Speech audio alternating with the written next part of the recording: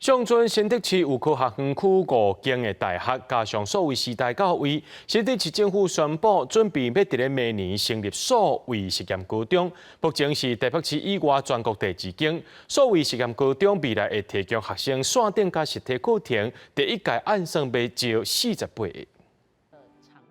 学生透过电脑直接在线顶上课，时代改变，数位时代教育，新竹市准备在明年成立数位实验高中。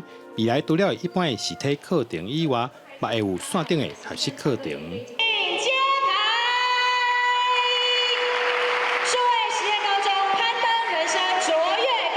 让我们的这个学生的教育学习可以打破实体的这个空间的樊篱跟限制，可以享受到更多不同的一些课程的资源。数位实验高中第一年按算开3班，每一班16位学生，拢总收48名学生。学校表示，学生除了会当在线顶学习，实体课程也安排各种专业课程。我们很强调自主学习。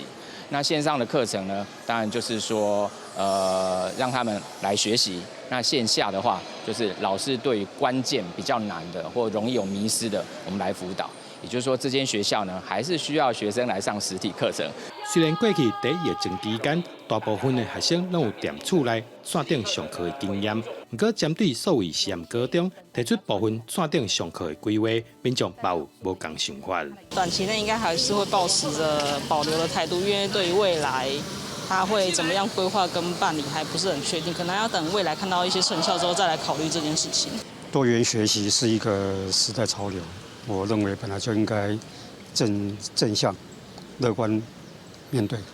学校表示，希望透过多元的课程，改变传统的学习方式，提高学生国际能力。